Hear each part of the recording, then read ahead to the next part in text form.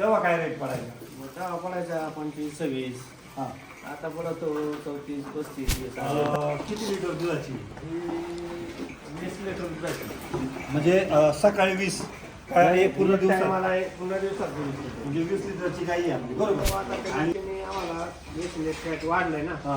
याचं चांगल्यामुळं वर्षापासून. बर, तर मग आमची क्वालिटी बरी आहे बुवा, 30-35. काय बदल वाटला तुम्हाला? याच्यात बदल म्हणजे बुवा दात वगैरे पडणं, गायांची तब्येत राहणं, हा. याचा आता सगळ्या गोष्टी बुवा आपल्याला टिकावा बांधे बरं, शेणामध्ये काय बदल जाणवतो तुम्हाला? हे नसलं तर मग पातळ शेण येतं. म्हणजे हे चारायच्या अगोदर जे शेण असायचं ते पातळ बरबटी सारखं बरोबर असायचं. आणि आणि वाढायला असं झालं जे कमी दूध राहायचं ना बाबा 11-12 जायचं चांगली. म्हणजे जी गाई 11 लिटर पर्यंत दूध देत होती ती मिल्क बूस्टर चालण्यापासून म्हणजे 1 वर्षामध्ये तुमचं 2 लिटर दूध वाढली.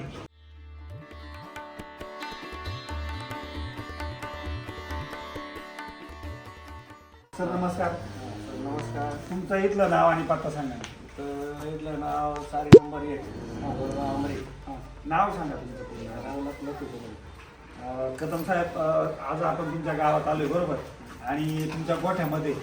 तर आज आपण हा तुमचा गोठा बघतोय. सर, जर गाय मोजले आपण, सगळ्या किती गाय असतील?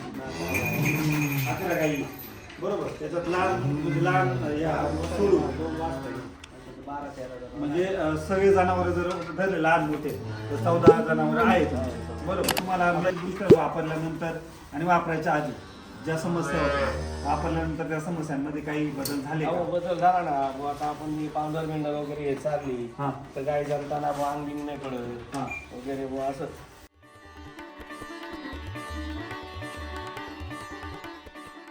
म्हणजे जे गाई जनात असताना गाईचं अंग बाहेर आहे, येतं. ते पडत नाही. त्यानंतर तो जार म्हणतो आपण, जार पडायला वेळ लागतो. तो वेळ लागतो, तो वेळच पडतो. म्हणजे काही न करता कुठलंही औषध न पाजता गाईला तो जार व्यवस्थित पडतो. मिल्क बूस्ट वापरण्याआधी किती दूध म्हणजे दिवसाला किती दूध द्यायची? ती दिवसाला सकाळची द्यायची 10-12 लिटर एक टायमाला. दोन्ही टायमाचं 20-22. त्याच्यानंतर 2 लिटर एक टायमाला वाढायची. म्हणजे हे चालल्यानंतर तुम्हाला दुधामध्ये वाढ दिसेल. दिसेल.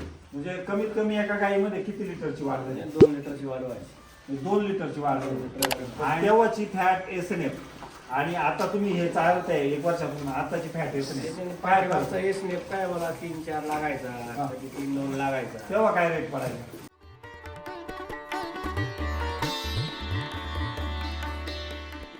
म्हणजे पूर्वी तुमचं 26 ते 30च्या दरम्यान दूध जात असेल समजा लिटरला, आज तुमचं 34च्या दरम्यान जाते, बरोबर. म्हणजे किती लिटर दुधाची? 20 लिटर दुधाची. म्हणजे सकाळी 20 काय पूर्ण दिवसात? मला पूर्ण दिवसात 20 लिटर. म्हणजे 20 लिटरची गाई आहे आपली, बरोबर. आणि किती आता म्हणजे व्यालेली बरोबर आहे. आता आपण बघितलं इथं तिने मिल्क बूस्टर जे आहे आपलं चाटून पुसून खाल्ले बारा डोकं, बरोबर. आता तुम्ही आपलं हे मिल्क बूस्टर वापरताय, बरोबर. किती दिवसापासून वापरताय? 1 वर्षापासून वापरतोय. 1 वर्षापासून. कसं आहे, डोस कसा देता येईल? चांगला आहे. नाही, म्हणजे एका गाईला कसा डोस? 50 मिली काय 50 ग्रॅम 93 सकाळी आणि संध्याकाळी. 2 टायमाला 100 ग्रॅम जातं. ग्राम जातं. बरं, म्हणजे हे खाद्यातून तुम्ही देता, खाद्यातून देता. बरोबर. 1 वर्षापासून तुम्ही चालताय प्रत्येक गाई. काय बदल वाटला तुम्हाला? याच्यात बदल म्हणजे बुवा दात वगैरे पडणं, गायांची तब्येत राहणं, हा. याचा आता सगळ्या गोष्टी बुवा आपल्याला टिकावा बांधे असं. बरोबर.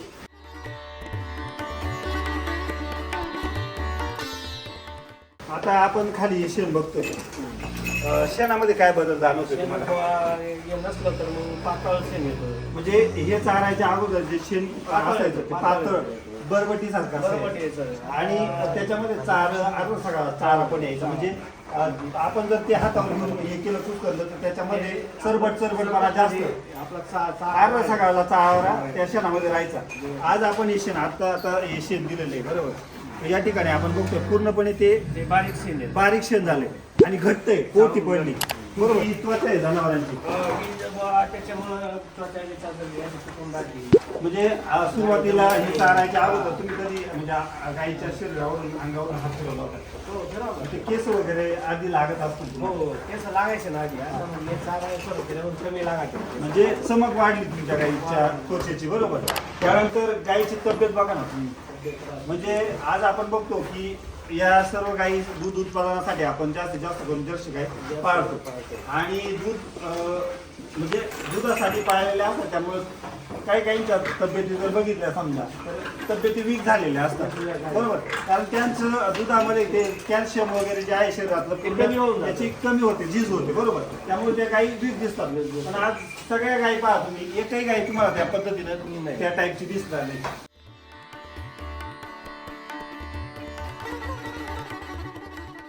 म्हणजे तब्येत जर बघितली म्हणजे एक गाई जी आहे तर एकदम सुदृढ गाई आहे.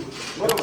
आणि प्रत्येक गाईला हे चालत असताना अगोदरचं दूध आणि हे चालल्यानंतर एक वर्षभरामध्ये काय तुम्हाला बदल वाटतात दूध वाढीमध्ये? म्हणजे दूध वाढायला असं लागलं, जे कमी दूध राहायचं ना बाबा 18 लिटरपर्यंत जायचं चांगली.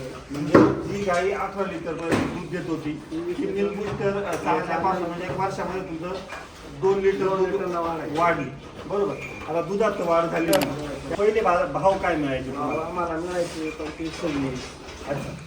माझा रेट कमीच होता ना तेव्हा रेट कमी होता पण सरासरी तर आता कमीत कमी आम्हाला 20 फॅट वाढलंय ना. हा.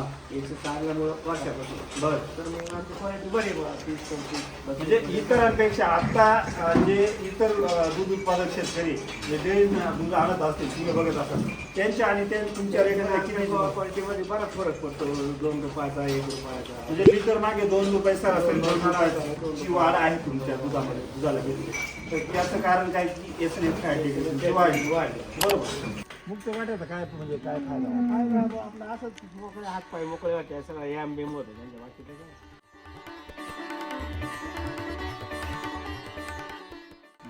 पेन वगैरे माणसाला भारा नाही लागत काय आता काय. आपण शेणाची क्वालिटी जरी बघितली बघा ना तर त्याच्यात आज जर बघितलं म्हणजे इतरांचे जे गोठे तर या शेणामध्ये बराचसा चारा तुम्हाला दिसत. हा चारच राहते बरोबर ना? असं. आणि या ठिकाणी आपण आपलं शेण बघितलं पूर्णपणे असं एकदम म्हणजे कोरडं आणि एकदम कोरडं बी आहे आणि एकदम मऊसूत आपण म्हणतो बघा ना. कुठल्या प्रकारचा ढेपाडा बिपाडा नाही. मुक्त गोठा आहे, ऊन पडतंयच ना ऊन पडतंय. तरी पण ढेपाडा बिपाडा कुठल्याही अशा गावऱ्या झालेल्या दिसणार नाही. जवळून सर बघ जवळून दाखवा. म्हणजे हा एक मोठा बदल आहे शेण तुमचं जे आहे.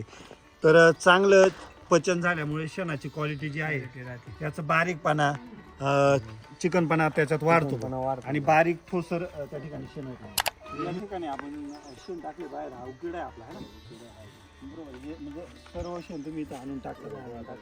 म्हणजे आपण जर बघितलं म्हणजे पूर्ण टोटल जर उकिडा बघितला कुठंही पण तुम्ही जवळ बघा पूर्ण शेण बारीक असं मऊसूत आहे. मऊसूतच आहे. आणि कुठेही असं चाऱ्याचा म्हणजे अर्धा सकाळला चारा आलाय बुवा किंवा भाकरा म्हणे किंवा बरोबर आहे. आणि जर हे बघा ना इथं आता जवळ जर खताची क्वालिटी आता हे जास्त दिवसाचं झालं बघा ना. म्हणजे हे बघा असं पूर्णपणे हे बघा हे बघा हे महत्वाचं आहे.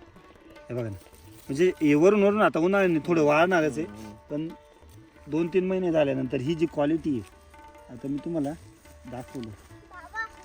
हे बघा ना एकदम पिकलं क्वालिटी. तुम्ही हे कुणी म्हणाल असं ते नाही का केक वगैरे असतो त्या पद्धतीनं. आणि असे खतं असतात म्हणजे आपण जे सेंद्रिय खतं बनवतो त्या क्वालिटीचं आपलं कृषीधन सुद्धा अशा म्हणजे असंच आहे. बघा म्हणजे त्या क्वालिटीचं जर तुम्ही मिल्क बूस्टर जनावरांना दिलं तर एक खताची क्वालिटी सुद्धा वाढते. आणि असं खत जर तुम्ही पिकांना टाकलं तर 100% तुम्हाला म्हणजे जमीन सुपीक होणार आहे. बरोबर. आता जे एखाद्या शेतकऱ्याला वाटलं बा दूध उत्पादकाला खरंच हे सगळं आपण व्हिडिओ मध्ये म्हणजे उकिडा समोरच आपल्या बांगल्यासमोरच उकिडा आहे आणि त्या पाठीमागे गोठा आहे. म्हणजे आपण जे दाखवतोय तर ते सगळं म्हणजे जे जशास तसं आहे तसं दाखवतोय. बरोबर. म्हणजे कोणाला वाटलं बाबा खरंच सरांचं खत या क्वालिटीचं होतंय आपण एकदा भेट देऊन खरंच आहे का पाहायला तुम्ही येऊ शकता बघू शकता. बरोबर. तर म्हणजे एकंदरीत मिल्क बूस्टर चालल्यामुळं गोठा म्हणजे जनावरांचा व्यवसाय, व्यवसाय, दूध उत्पादक व्यवसाय, सगळं तो म्हणजे फायदेशीर आहे. शेणाचं आणि त्यानंतर बळी, तुम्हाला काय, खतं याचा सुद्धा फायदा, चांगल्या खतं सुद्धा पण चांगले बुवाचं पण. सर नमस्कार. तुम्ही स्वतः वेटरनरी डॉक्टर या ना सर. वेटरनरी डॉक्टर आहे तुम्ही बरोबर. सर किती वर्षापासून प्रॅक्टिस आहे तुमची?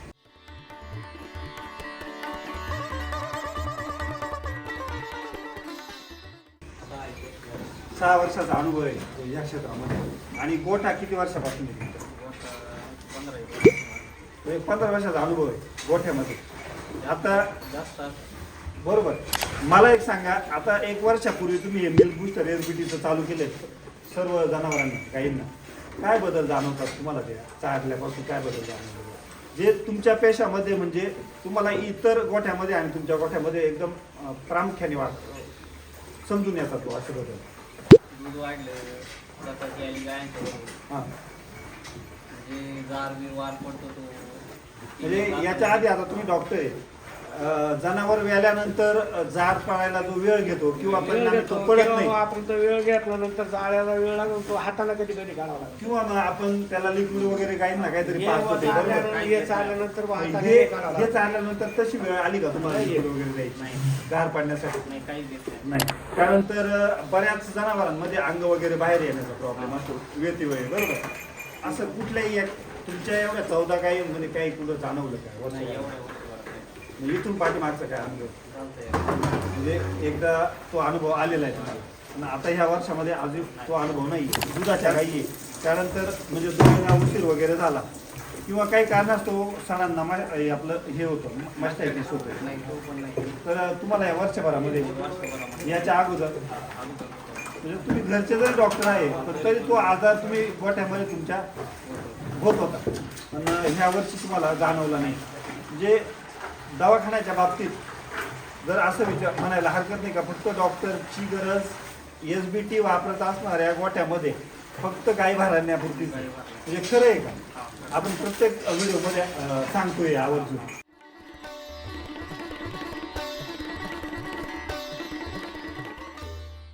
पण हे आता तुम्ही स्वतः डॉक्टर म्हणून विचारता, आपल्याला कोणाची दिशाभूल नाही करायची, बरोबर आहे? हा, म्हणजे खरं अनुभव आहे की आम्ही म्हणतोय म्हणून सांगतोय? खरं आहे, खरं आहे. बरोबर. 1 वर्षामध्ये तुम्ही कॅल्शियम आता चालू आहे का तुमच्या नाही, काहीच गायीला? नाही वगैरे, काहीच नाही. हे पूर्ण बंद आहे, सगळं बंद आहे. बरोबर? जे प्रोटीन वगैरे पावडर देतात. काहीच नाही चालू. सगळं बंद आहे.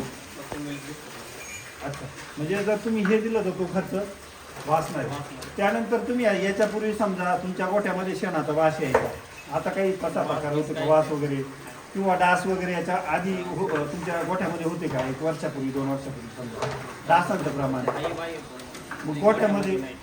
तर तुमचा एक अनुभव म्हणजे इतर शेतकऱ्यांना सुद्धा मार्गदर्शन मिळावं किंवा तुम्हाला जर तुमच्या गोठ्याला जर कोणाला भेट द्यायची असेल जवळपासच्या शेतकऱ्यांना, तर तुमचा नंबर सांगा आणि तुमचं पूर्ण नाव सांगा. माझं नाव डॉक्टर राहुल रंगनाथ कदम, गाव हां. तालुका अकोले, जिल्हा अहमदनगर. मोबाईल नंबर 8806 75 48 खूप छान माहिती दिली सर, धन्यवाद.